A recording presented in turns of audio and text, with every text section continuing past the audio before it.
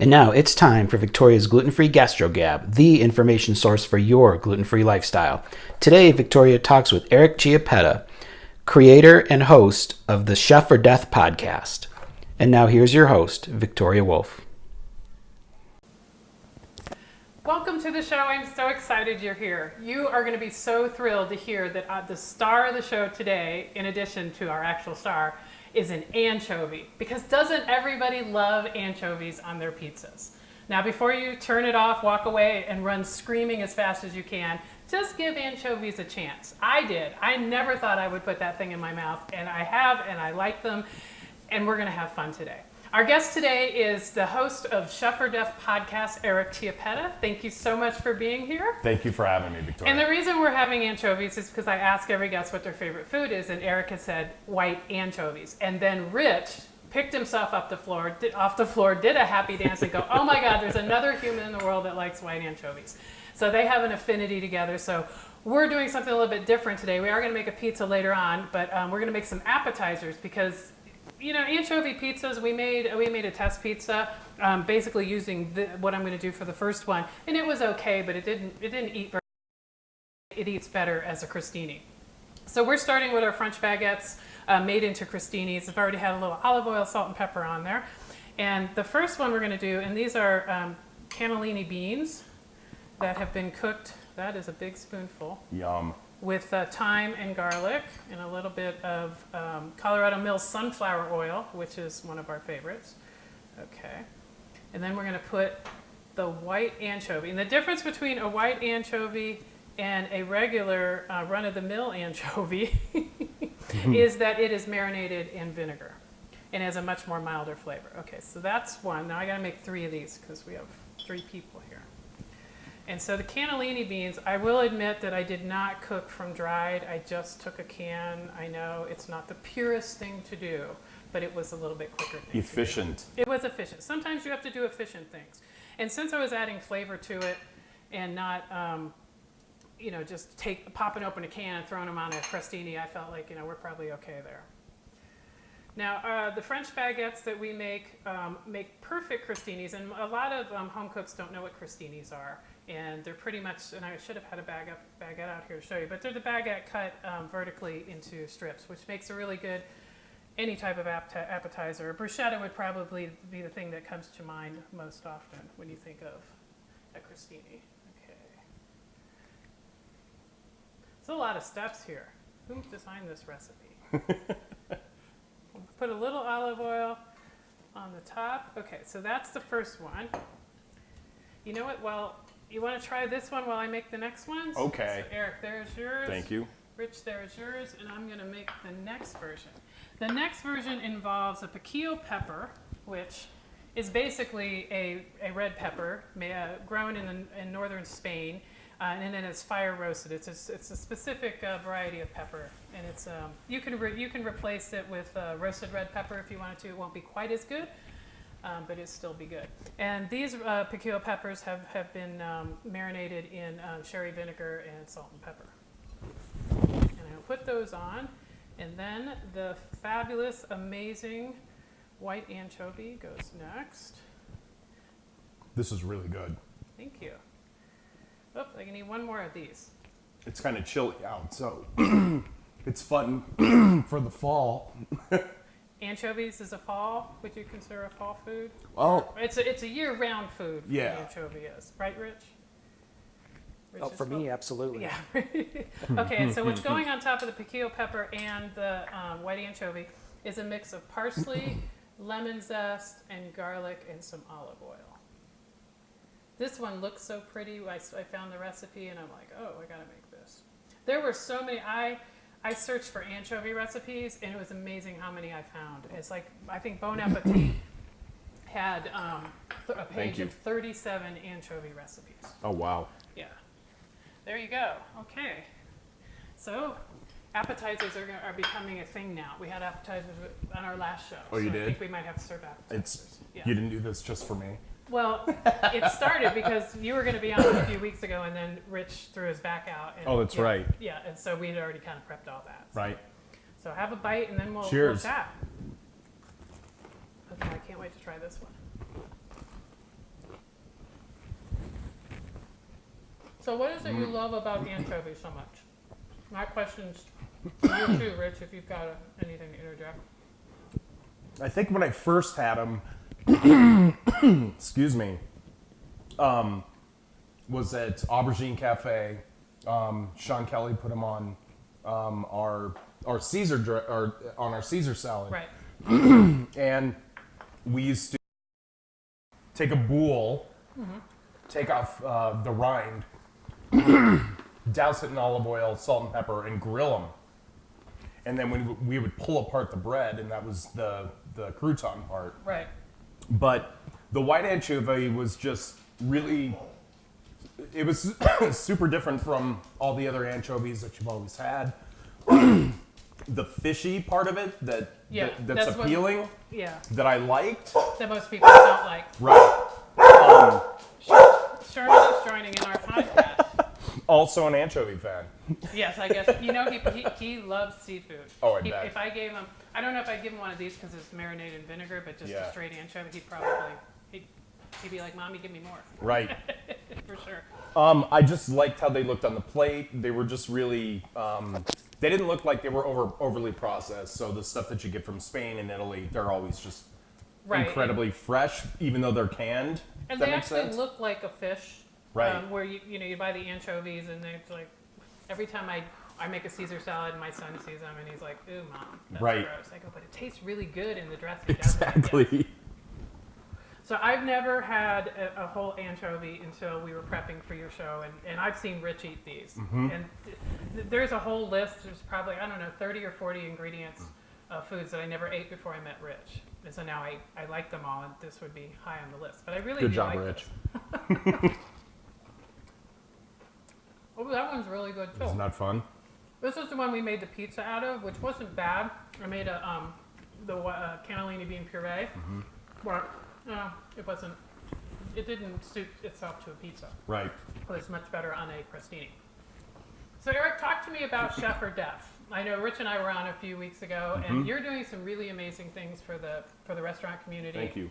Here in town, and eventually it's going to be bigger than that. It's going to become bigger to you because you're talking about things that nobody talks about, that needs to be talked about. Yeah, I guess my elevator pitch, for lack of a better term, was if you think about the food and beverage industry as a planet, we really just try to cover everything that would happen on that planet. We talk about mental health and addiction. We talk about your P&L. We talk about back of the house operations, front of the house, beer, wine, spirits, everything. We always say that when you live when you're working in the restaurant, it feels like its own little city. So many working parts that are going on with it. And we're really lucky to be doing this in Colorado, where so much is happening for the state right now. We've got James Beard Award winners, all these people that are on Top Chef. Chefs, yeah. Yeah. So the microscope is on us, and it's a blast to be able to cover everything that's going on. And I'm super lucky, humbled, grateful that all of this is going on right now. So when I'm sure 10 years ago, when you were still a chef, 10 years ago, you owned your own restaurant. Yep. You probably never even thought, in 10 years, I'm going to be the host of a podcast and contributing in a much different way to the industry that you love so much. Yeah. People had told me forever since my voice changed when I was 13 years old. You should be on radio. Absolutely. They said and it you all should, because you have that voice. And so the internet kind of gave me the choice and the chance to do it. The restaurant part of things was a love of mine. I was very, very passionate about doing it. I still love it. Cooking for people is, I always say, the second most intimate thing you can do to another human being. Oh, I like that. I never thought about that way. Yeah. So I took really great pride in what I did, the restaurants that I built, and kind of the career that I had kind of forged for myself. But I turned 49 this year. You're still young. Yeah. Youngster. I'm restaurant old, though. Yes. Yeah. Mentally, it was tough to kind of wrap my head around doing this for the rest of my life. Physically, it was becoming a strain, and it was tough to do. I'm sure you have some repetitive motion injuries. I'm relatively unscathed. Oh, that's good. Yeah, my back is great, my knees are great, but once I get back into the kitchen environment, it all kind of floods back, and it's... And your body's like, wait, I thought Yeah. we let this go. It's back. No. Exactly. So I just had a chance I was originally starting to write a cookbook that kind of turned into social commentary and a cookbook, which I'll still probably pursue That at sounds some very point. interesting. It's I like fun. that. Yeah, it's a good read. And then it was a friend of mine suggested doing a podcast, and we were really lucky from the beginning to nobody said no. We did a video portion like you guys do now, and we just kind of decided the podcast part was we were getting more hits and more people were more apt to watch it or listen to it. So we just do a straight podcast now, and I say that as I just got off the phone before I came over to your place. We're thinking about doing a video series and taking it on the road. Oh, that would be fun. Yeah, Altus Farms is going to be on. The Gravity House in Breckenridge is going to be on. Our friend Heather Haas, who makes knives from scratch, we're going to do a series with her as well. Oh, wow. Yeah. That sounds fascinating. Yeah. It's almost like a cooking channel show you've got brewing there. Who knows? Yeah, we just build the assets, and if anybody wants to come and get them, give me a call. Well, that sounds very interesting. And there's a lot of cooking channel shows that it's like, here, let's go somewhere and do something, and Yeah. it's going to be entertaining. I promise you. Yeah. And then, it's just not really that entertaining. Right. And we started the show kind of the same way too. Was I'm just a naturally curious person, so if I think it's a good story, a lot of times the people that are watching are also interested in it too. So we're doing something right. I find it interesting to realize how many people are interested in other people's stories. Yeah. It's like I've gone through this myself. It's been told many times. It's like, Victoria, you have such an amazing story. Do you know how many people want to hear that? And I'm Right. like, no. Yeah. You don't think that what you've lived through, what you've done, unless you're like some sort of celebrity or something, is of any worth to anybody. But it is. And somebody could listen to an entire podcast, and there could be 1 minute that they hear something that changes their day, changes their outlook on life, or just changes their direction. And it's kind of scary and cool at the same time. For and sure. You just never know. And I think that the more people that are sharing their stories, the better we all are, because we become more of a community. And it sounds like that's what you're really trying to. I mean, the restaurant world is a community in so many ways, but it's not a community on a deeper level. It's probably more superficial is how I would see it as. But what you're doing is you're getting people to talk about things that they would never talk about. Like last month your show was called Sober or Death. And that's what you talked about all month. And that is so powerful. And the sober movement is growing and growing. Big time. You yourself are now sober. I am. It started with a 30-day challenge that I wanted to do, gluten-free, sugar-free, dairy-free, alcohol-free. I did one earlier in the year and lost 17 pounds. That's a lot. This time around, I lost 22 pounds. Oh my goodness. Yeah. So, and then I was just, the older I got, the more I was like, I've kind of come out pretty well as far as my alcohol consumption, and nothing traumatic has happened. So maybe we'll just kind of let it go and get off the wagon, get on the wagon. One of those, yeah. If there's a wagon involved, but I don't know if it's off or on. But Yeah. I think it's on the wagon, and when you drink again, you're off the wagon. That's what it You're is. on the wagon. Yeah. That's true. Well, that's good. Yeah, because I mean, you made it to 49 without anything detrimental. It's like why push it? Push your luck there. Yeah. That's true. I mean, and as you get older, unfortunately, you've got to look at those things. You can't party like a rock star. No. You can't party like you're 25. You can't do those things to yourself, and your body can only take so much. Yeah, and with the show too, it's not just me that I'm responsible for now. Like whether I'm in the public eye or not, there's a group of people that are helping the show. So I've kind of formulated the team now. So it's not just me that if I screw something up, if I get a DUI or God forbid hurt somebody, do something insane like that, it's not just me that affects. So there's a group of people, and now that there's some public persona to what I do and what this is all about, there's a responsibility that I have for this gift that I've been given. So alcohol is not going to interfere with that. Right, you don't want to mess that up. No, For sure. That makes complete sense. So what are some of the things you love the most about your show? You're up to 95 episodes. That's a lot of people to interview. You could call yourself a professional interviewer at this. I mean, that's a ton. I mean, you're show number 6. Yes. So we're only 6 in.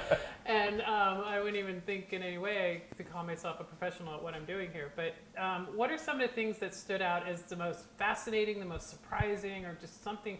I'm sure there's shows that you'll never forget. And what are some of those? You know, I think one of the best compliments that we got was when Alex Seidel, James Beard Award winner, was on. He has in-house PR, and she has been with him, and she attended the show.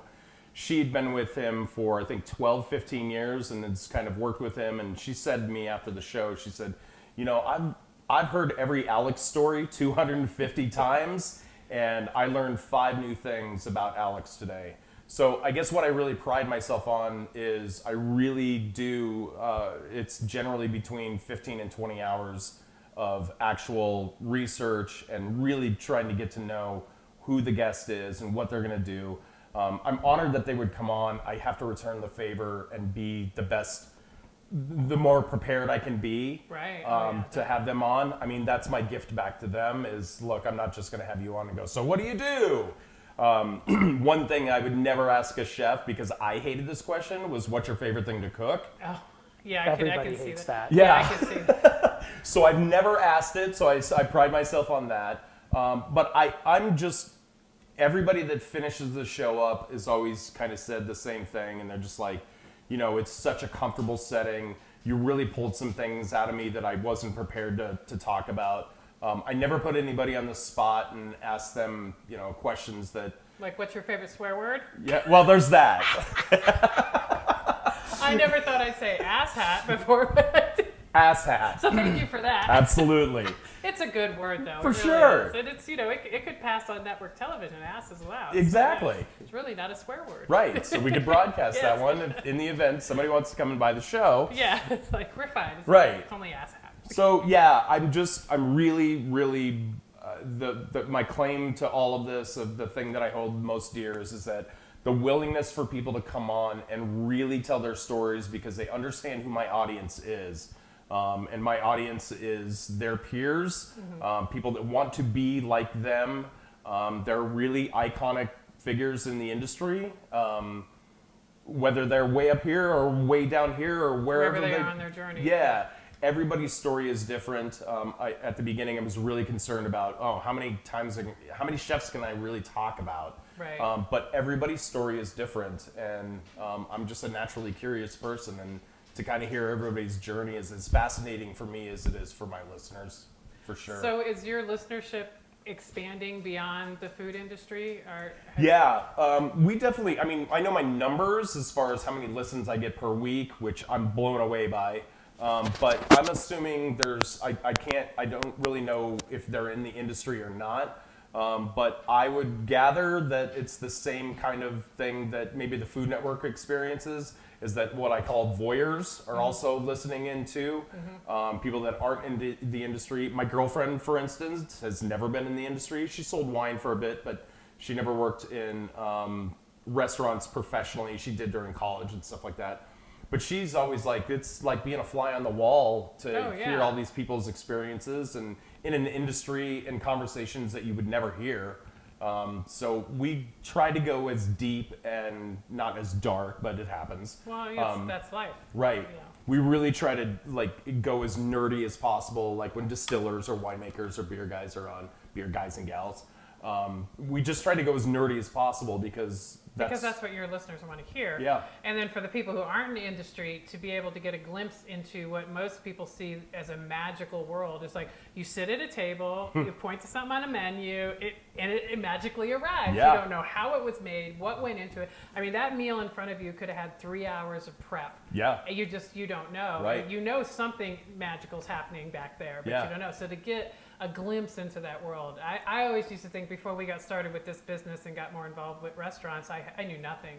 And I thought it was this, wow, how do they do this? Yeah. I thought, all chefs were, I don't know, just had some sort of special anointed with magic or something. It's like, how do you put these flavors together? And now that I figured a lot of it out, it's still pretty amazing when I see the chefs that are so much further along than I will ever be. It's just I would like to be in their brain. I want to know how their brain works, and it's like, okay, you get an ingredient, and then you jump to another ingredient. How does the brain work to do that? Yeah. I want to be part of that process. That would be cool.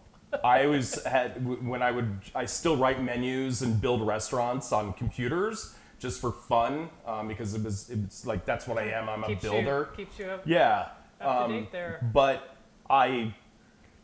my mom always said, how do you know what all of this does? And I said, well, you can just taste it in your head.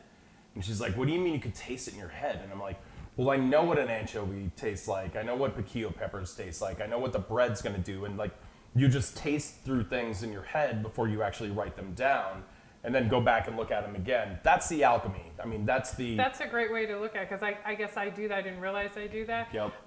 Another thing that I do that I fought for years as I've gone through this whole journey is I'd be thinking of making something, and then this ingredient would just pop in my head from nowhere. Right. And I would be like, I would not pay attention. Now I pay attention because I don't know where it came from. I don't see the connection at the very moment, right. But it popped up for a reason. And so I pay homage to that now, and I use it, and it's really done, turned out well. But it's an interesting process. I thought putting flavors together with something I'd never master. I can't say I'm master. I'd never be able to do. The first time I really knew that something like that was occurring for me, I'm a big ice cream guy. And the very first restaurant I ever had, we used to spin ice cream all the time. So like 3 different flavors throughout the week. And I made a Earl Grey chocolate chip ice cream. Ooh. And I was like, why does Earl Grey tea and chocolate go together? And then it's always like, it's like having Earl Grey tea with like a chocolate toast or a cookie or something like that. Yeah. And then the cream from the milk is always like goes in tea. It's very, very English. And it was the first time I was like, I could taste this in my head before I could even make it. And then you just kind of have to hold on to that. And every time you write something down, you're always tasting through it. Yeah, I do that to some degree too, and I probably need to do it more. Rich always tells me I have ideas, because write it down. I don't have my book with me. But yeah, if you think about, you're really deconstructing or putting together flavors that it's all together at one meal. Right. You're just putting it all together in one composed dish, being Right. ice cream. And that's kind of the approach we have with our pizzas too. It's Totally. Like, it's like, your favorite meal, meatloaf? Okay, well, that can all go on a pizza in some way, shape, or form. Yeah. And, or whatever it is. And so it's very fascinating. And my goal is to help home cooks get whatever this is, the taste it in your head. I really like, I have to borrow that. Of course. To taste it. That's really cool. Because if you think about it, it's all based on your food memories. Like, right. You ate the food whenever you ate it, and so your brain remembers what that tastes like. So it is really tasting it in your head. It's not strange. No, it's repetition sense. of doing something. If you work if you just do Italian food, or you just do French food, or Mexican, or Thai, or things like that, you learn what ingredients are meant to kind of go together. Yeah. And then it's just exposure to a bunch of different things. So when there was the time when everybody was doing, if you're doing French Mexican, what is that called? Fusion cooking. Yeah. So it's kind of the same thing too, where this seems like I need something hot, I need something sweet, I need something salty. Right. And to kind of beg, borrow, and steal from different cuisines always fascinated me. I mean, that's the generation of chefs that I grew up in, was when fusion was really starting to right, and the kick purists off. were, you can't do that. Right. And now they're quiet. But I don't know, there's some shows, episodes I'll see, they get in their lane. They're like, you can't call it that, you can't do that, and it's like on Chopped a lot. They get them for that. They'll say this is a carbonara, and they're like, this is not a carbonara. But it's not. Yeah, exactly. Right. It's like you can't call it a carbonara. You could say it's carbonara-like, or whatever it is. And so, Inspired by. Right. Yes, inspired by the recipe carbonara. But it's kind of, I always thought that was kind of funny about the food world, how there's so many strict, I mean, it's very regimented, and your techniques are very, very, strictly taught. Yeah. But at the same time, there's all these chefs just saying, I learned all this, and it's too confining, and I want to do all this amazing things. And I think that's where the best food comes from. Yeah. So when you step away from what people tell you or think that should be done with food, and you find different ways to put things together or cook. Well, I'm always fascinated. Like, I always want to tell young chefs, and by young chefs, I mean, like, if you've been in the business for 15 years or less, you're a young chef. That you're not allowed to break the rules until you learn the rules. Right. So once you've kind of mastered a particular cuisine, then go to a different cuisine and master that. And then when, you know, you're in your 30s or 40s, then you're kind of allowed to do your thing and put your signature on things. But yeah, because other than that, you're not going to, if you don't have enough of the basics, then you're going to get lost at some point when you're trying to break out of, right. of the basics. So we know that anchovies is your favorite food. What do you hate? Green peppers. Oh, wow. Cooked and raw or all together? It tastes like tinfoil no matter how they're done. Tinfoil? So wow. like regular bell green peppers, but so anytime I have a dish that calls for green peppers, I add poblanos to it. There's just way more, something more going on with it, whether it's smoky and sweet and totally different. yeah, where profile, yeah, just green peppers. Green peppers are pretty boring, really. Exactly. They're not my favorite. When I was growing up, the woman who raised me used to make, we had a discussion about my gray meatloaf that I grew up with, and that meatloaf should never be gray. Right. Well, stuffed green peppers were a staple, and it's like, oh, I just don't like this. Yeah. And now I find as I get older, I can't really eat raw green peppers, Yep. but I can eat cooked, and even then I'm starting to be like, oh, just give me the red, the yellow, and the orange. Just Yep. leave the green out. I do like the color, Yeah. but I don't like it. What was the other thing you mentioned you hated? Water chestnuts? Water chestnuts. Yeah, I toyed with the idea of saying, can I make them I like knew them? you were. No, I'm not. No, I would never feed anybody something they don't like, because as a kid, I was forced to eat so many foods I didn't like. I wasn't allowed to not like anything. Right. And that's a personal thing. You don't like it, I don't care what your reasons are. That's all up right. to you. But why do you hate water chestnuts? There's just nothing.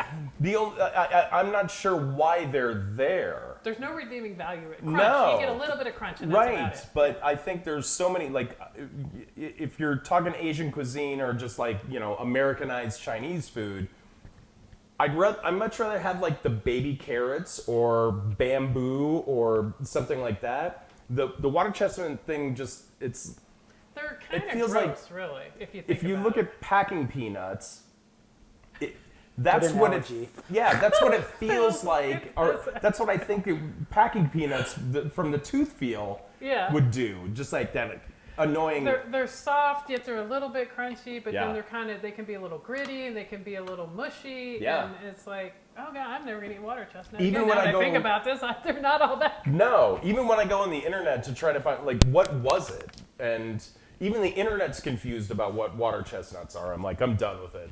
Well, you know what? I think that's a good thing. If you don't like it, don't eat it. Not. I'm 49, doing what I want now. Yeah, I'm 53. I definitely do whatever the hell I want. Cheers. Yes, cheers to that. I've been doing that for a while. Well, Rich is telling me it's time to make a pizza. So I'm going to get up and make a pizza. We're just making a basic tomato sauce and mozzarella pizza with anchovies. Yay. Shout out to Tico Tea. Thanks for having this for me, guys. It's Yeah. nice. Proud sponsor of the Chef or Death. Okay, so this is our homemade sauce that Rich makes. Rich is the architect, let me turn this on, of our sauce. It's pretty much just tomato, good tomatoes, ground tomatoes, not from concentrate or anything. Rich, are you Italian? I am not Italian. I am Polish and French Canadian. That's Italian. Is that close to Italy? That's close enough. Oh, that's funny. And then we add, 7 herbs and spices to it. Oh boy, that's dating me, I think. I don't even think KFC uses that anymore. Okay, and we're putting some whole milk mozzarella on here. I won't be able to eat this, so I'm just going to enjoy. I'll eat the crust. Oh, you don't do the dairy. No, That's I'm right. dairy-free, Well, yeah. thank you for doing this for me. Yeah, and I've learned to be okay eating. I can eat one slice, Yeah. and then I start having trouble. And even then, that's pushing it. Rich is telling me that is enough. Okay. Well, from someone who doesn't eat cheese, I'm just going to load it with cheese because that's my desire. Did we have the Italian seasonings out? No. I'm just going to throw this in here. Okay, so I'm going to throw the pizza. I did throw the pizza in the oven, and when we get back, they are going to eat some delicious anchovy pizza. Victoria's Gluten-Free Gastro Gab will return after a word from our sponsors and partners.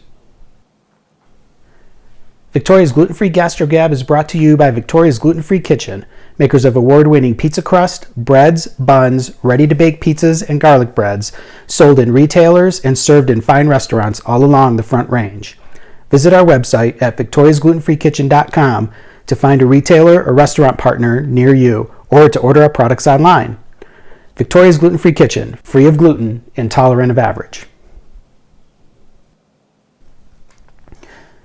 Nothing goes better with pizza than beer, and Victoria's Gluten-Free Gastro Gab proudly serves beers provided by Colorado's only dedicated gluten-free brewer, Holidaily Brewing. Visit their tap house in Golden, or find a retailer or restaurant near you by visiting their website, holidailybrewing.com.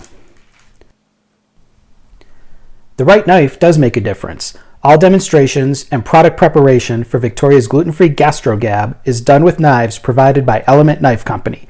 Find the right knife for you by visiting elementknife.com. Victoria's Gluten-Free Kitchen products are made with only the finest of ingredients, including locally made Colorado Mills sunflower oil, delivered directly to our kitchen by Healthy Harvest. Check them both out at comills.com and healthyharvestnongmo.com. And now let's return for more of Victoria's Gluten-Free Gastro Gab. Welcome back. When we left you, I was putting cheese on a pizza, and I said it was an anchovy pizza, and you're probably thinking to yourself, where were the anchovies? Well, there was a very good reason they didn't go on the pizza when it went in the oven, because we didn't want to cook the anchovies. We just wanted to warm them up. So about 5 minutes out from it being done cooking, we added the anchovies. And now the pizza is ready. And there is the beautiful white anchovy pizza. And I believe when I was looking up recipes, the anchovies, the white anchovies are actually called boquerons, if I said that right. Did I say it right? Yep. Okay, I'm on a roll with the taquitos and the boquerons. Okay, I had very specific instructions on how to cut this so that I get anchovies in a slice. So I'm going to start here.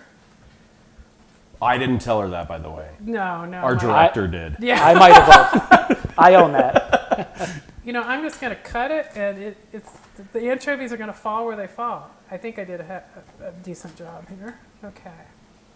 One last cut.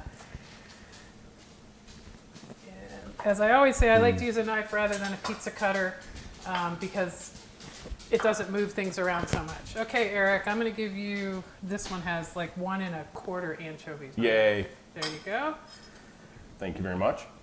And then Rich, okay, this one has 1 1/4 anchovies. Wonderful. There you go. Cheesy, baby. Oh, look at that. Cheesy. Ooey gooey goodness. Here, wait, take that too. Lucky. Okay, you guys have to eat that and tell me what it tastes like because I can't eat it because that's cheese on it. I'll let you take a bite. I'll talk. Sherman isn't interested. After the show, we're going to have to like rinse off an anchovy and give it to Sherman and see if he likes it.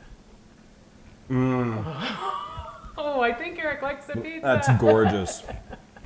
Those are so different than regular anchovies. I really hope that after the show you consider anchovies because, or white anchovies. Try them. I mean, all you can do is hate them, and then you just call us up. We'll come pick them up, pick them off your hands.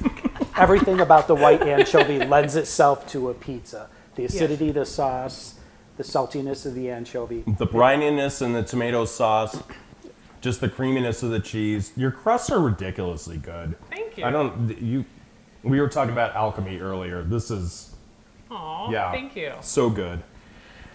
We're very proud of our crusts, and we're starting to realize they're. I mean, we've always known they were good, but they're really starting to make a name for themselves. And the more we've been introducing our crusts to more non-gluten-free in the last few months, and the reactions we've gotten have just shocked us that it was so good, especially at Pizza Palooza. That was amazing.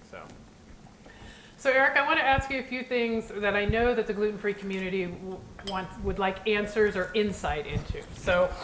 When we all go out to eat, it is a dangerous, scary place for us because there might be a gluten-free menu, there might be gluten-free friendly things, but especially if you're celiac or you're extremely sensitive, you never know what you can encounter. And I had a guest on a few weeks ago. We had this conversation about, you go to a restaurant and you got the menu and you see something that really looks good, that has the little GF, or it's gluten-free. Yeah. And then for some reason it's not available, or it really wasn't gluten-free or something. And then you're so devastated because you really don't have many choices when you're gluten-free. Yeah. And you just want to stomp it off like a little child that's like, couldn't get their way. But it's just so disappointing.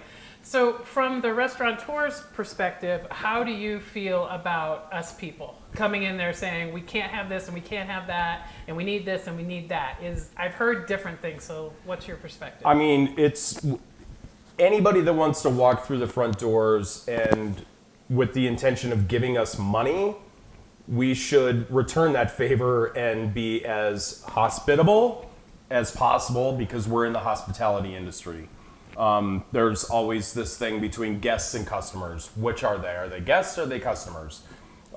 Guests are people that I invite to my house, and it's okay if I screw something up. Customers are actually people that come to my house that want to be treated like guests, and we will do that.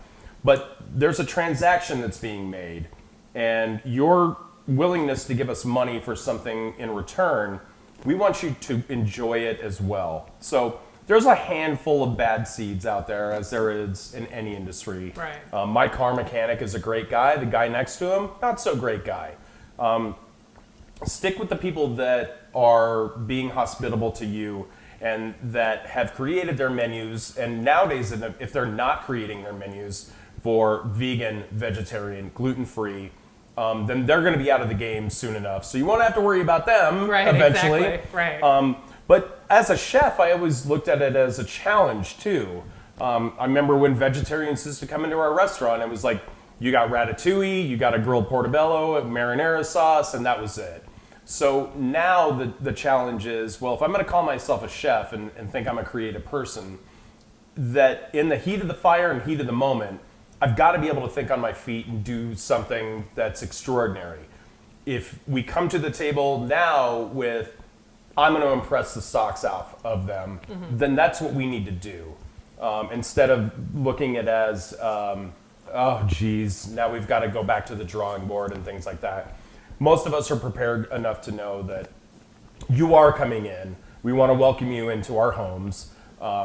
And treat you with respect and dignity, just like anybody else would. The few bad eggs that are the ones that say, I can't have gluten-free XYZ, but then also order an IPA from the bar, those are the ones... Yeah, I want to kill those people too. Yeah. So those are the ones that are really kind of given the bad name. And by IPAs, I mean the non-gluten-free beers, because beers, it's gluten soup. Unless you're drinking Holiday, there is no gluten-free IPA. Exactly. So yeah, something that I've noticed in the last couple of years, when you go out, the server will ask you, when you say you're gluten-free, they'll say, is it a choice or is it an allergy? Right. What's the rationale behind that? Are there really different procedures back of house for that, or is it all yes? So a lot of times they are.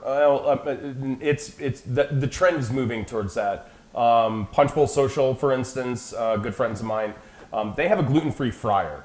So Thank goodness for that. Yeah. So when the server's asking you that, it's not like that they're going to secretly sprinkle gluten into something because you're just doing it because of a dietary restriction rather than an impediment in your actual thing. Right.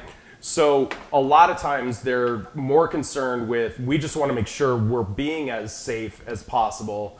Like I said, Punch Bowl has, and there's a lot of people now that have gluten-free fryers. Flat tops or griddles, as we call them. Or these sections of their flat top that's cordoned off. Yeah. Snooze does that. They've got a section for when they have a gluten-free pancake, and they do a great batter. There's a section on their griddle that's only used for non-gluten items. That's good, because I mean, once you get the stuff on the flat top, you're going to get contaminated. Correct. You have celiac. And the same thing with the fryer. I don't eat anything unless it's in a dedicated fryer. Yep. They're becoming more prevalent, but they're still smart hard to operators Yeah, because you've got the market out Right. there. But I understand, restaurants, they're small. They don't have a lot of room. And so basically, if I were to go into a restaurant and say it was just a choice, probably wouldn't be treated too much different back of house. No, because the kitchens, that conversation is rarely going to happen between the server and the kitchen. If it says gluten-free on there, from the kitchen's perspective, it's gluten-free. I don't care why. It's always celiac. It's always Yes. an allergy or something. Because same thing with shellfish. It's not, if you have a shellfish allergy, it's not like I have a little shellfish allergy, or Right. it's usually full on. Same with peanut. Yeah. And so I'm glad to hear that they treat gluten-free that For way the as most well. part, we really try to view it as a little bit pregnant or not pregnant. Yeah. Yeah, and it's always challenging, and I know that many of us gluten-free that don't understand the restaurant world, I've seen some attitudes. It's like, well, they should do this and they should do this and they should do that. And I mean, a restaurant has to make money too, and they Sure. only have so much square footage in their kitchen. And to be truly gluten-free, you've got to have a dedicated area, and not every kitchen has a dedicated area. So Right. it's kind of, I always say, you roll the dice when you go. Even if you go, the only time you're never going to get sick is if you go to a dedicated gluten-free restaurant, and there's Right. only a handful of those in Colorado. And so I always appreciate, I can't remember last time I got sick going out, and I usually only go to places that serve our products because Yeah, that's just well, what I then do. you know. Yeah, and I go and fine dining, because I can go to a fine dining restaurant and there might not be anything on the menu that looks gluten free, and Right. I'll tell the server, and the server will tell the chef, and I've had chefs just make me something. Yeah. Which is the most amazing thing. Yeah, ever. I mean, if that's the challenge, it's Right. the fun part. Like, Yeah. it's kind of a dip in our day that we're like, oh, we don't have to make this over and over Yeah, and 'cause over and you're over making the again. same stuff all the time, so Right. I could see that. And me being dairy free, that's usually why I need something a little different. Yeah. Like, was it Viali Pizza Kitchen in on Colorado? So they're one of our customers, and I love what they do to our crust. And so I go there, and they're not too far from here. They have this amazing truffle pizza, but it has mozzarella on it. It has it has all these things I can't eat, and so I go in there and I'm like, I want the truffle pizza without the mozzarella, and because I don't have the mozzarella, I'd like you to add some bacon, and Right. then do you have some goat cheese? I can do goat cheese. Yeah. So basically, I have a whole different pizza. Right. And it's absolutely phenomenal, no matter what they do to it. But then there's places I'll go and they'll have, GF.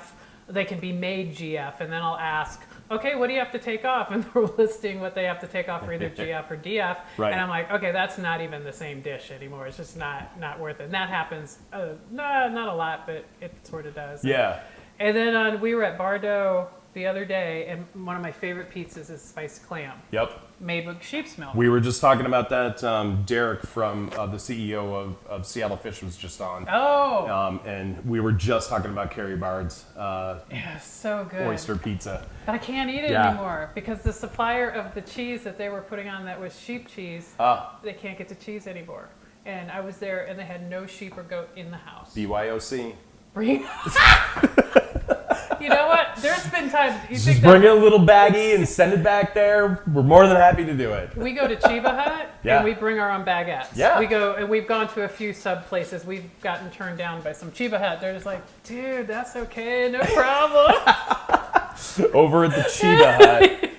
They make a pretty good sandwich. Yeah. But I have to bring my own cheese now. But I was devastated because I don't like spicy food, but the Right. spicy clam is just something about Balance. Oh, Yeah. so good. I mean, nobody expects a clam pizza. You tell people, every time somebody mentions Bardo, I'm like, you got to get the spicy clam. And there's this look on their face going, no, not going near that. Yeah. But it's really phenomenal.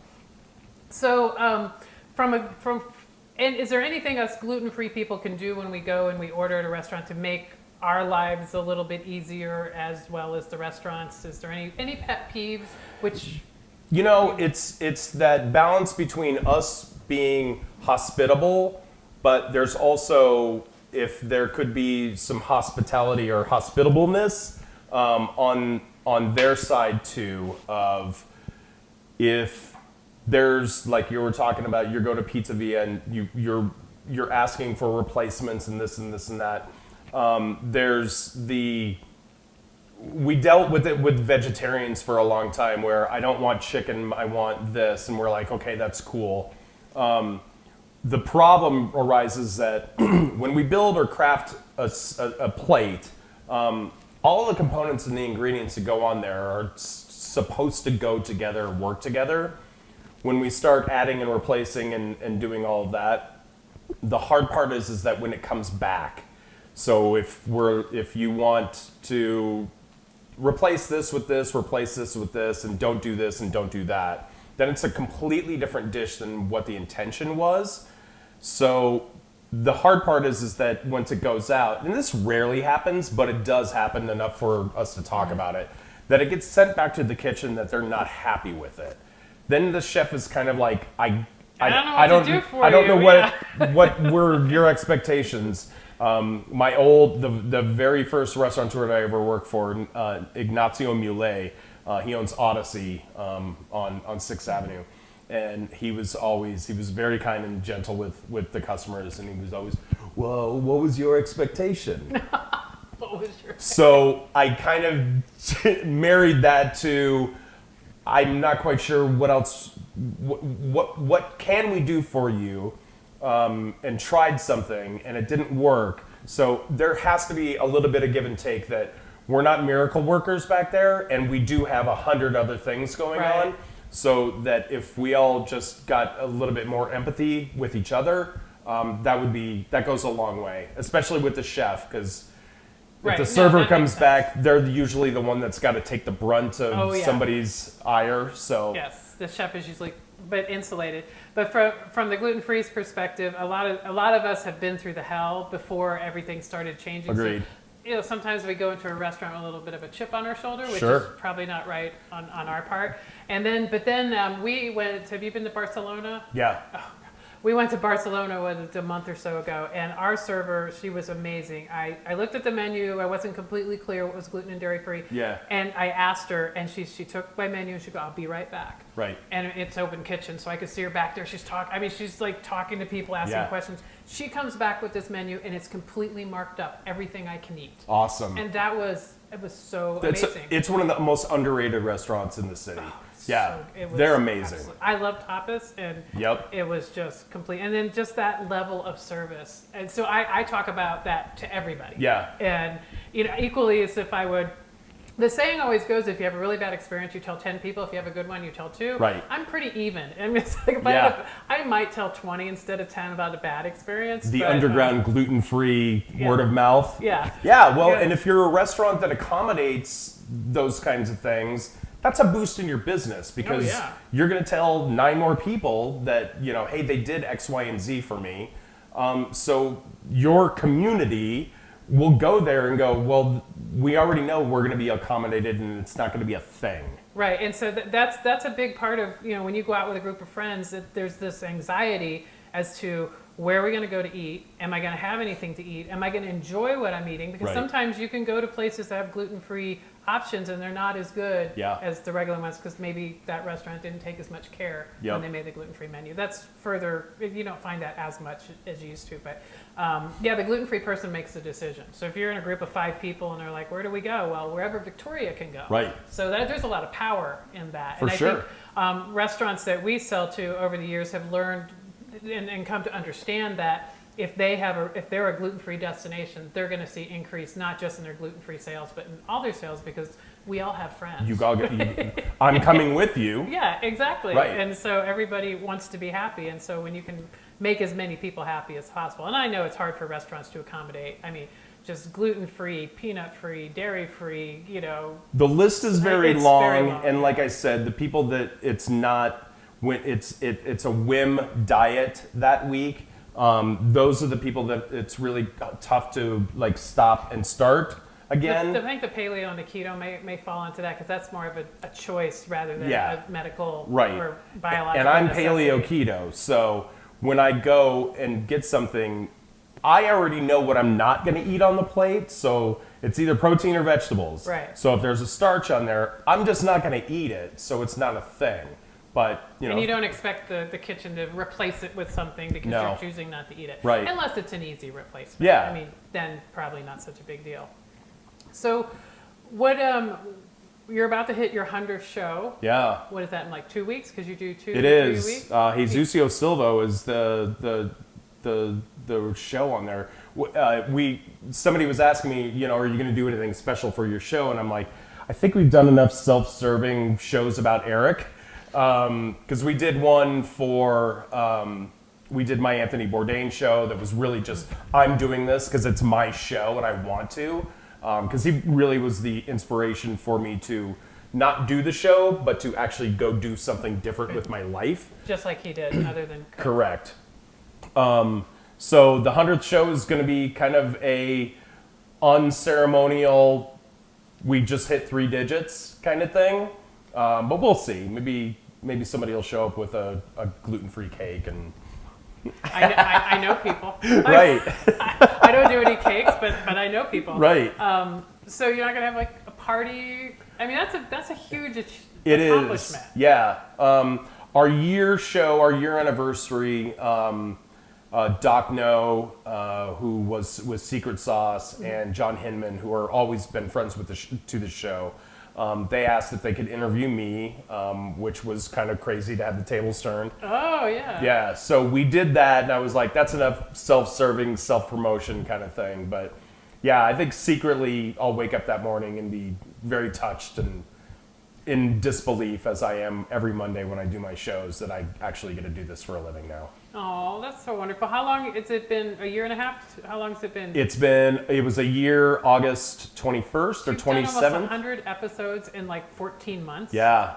Oh my God. Yeah, and that's crazy. That's a lot. Yeah, well, and we used to only do a show once a month when we first started, and then we did it once every other week, and then we did it once a week. I was worried that I was going to run out of material, but the deeper I got into this, the more I was like, there's so many stories to tell, there's so many things to talk about, that now we do 3 shows a week, record them all on Mondays. And do they all get released on Monday? Or no, I you do. Spread them out, right? Yeah, okay. Monday, Wednesday, and Friday. Okay. Yeah. Okay. Well, wow, that's amazing. Rich, are we good on time? Okay. We have more to talk. We have 5 minutes. What do you want to talk? We have 5 minutes. You did the speed round with us. I don't have any questions prepared. I could think of some. What's your favorite curse word? Without saying the F word. Actually, you can say the F word on our podcast. That's true. Okay, yeah, say whatever everybody's favorite swear word is that. I think it's dipshit. Oh, I love that word. Dipshit was fun for a while.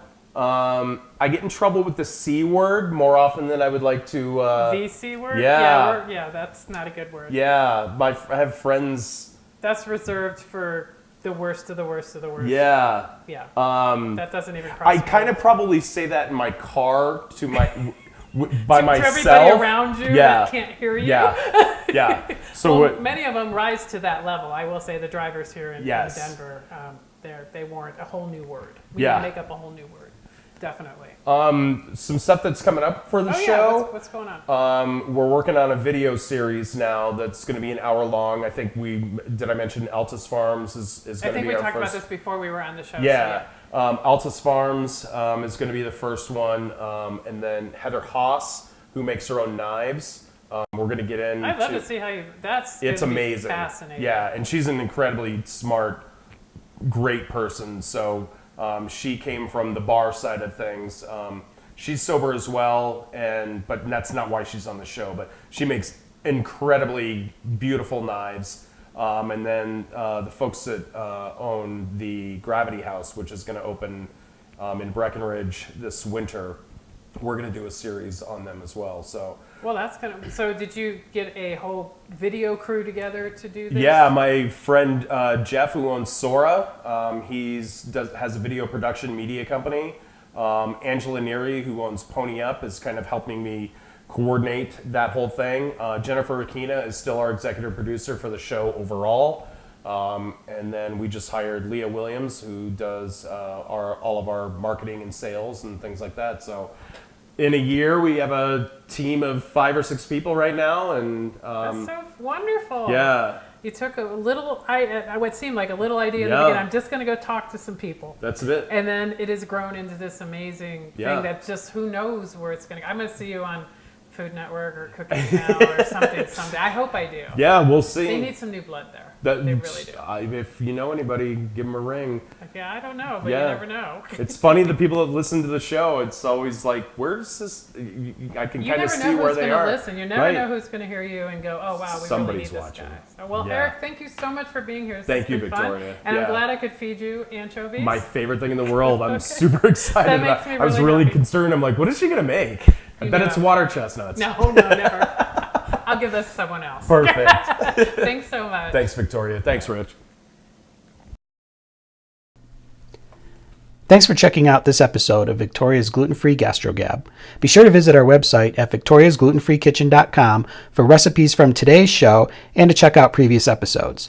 You can also find links to our partner pages or find a retailer or restaurant near you that serves Victoria's Gluten-Free Kitchen products. Thanks for your continued support.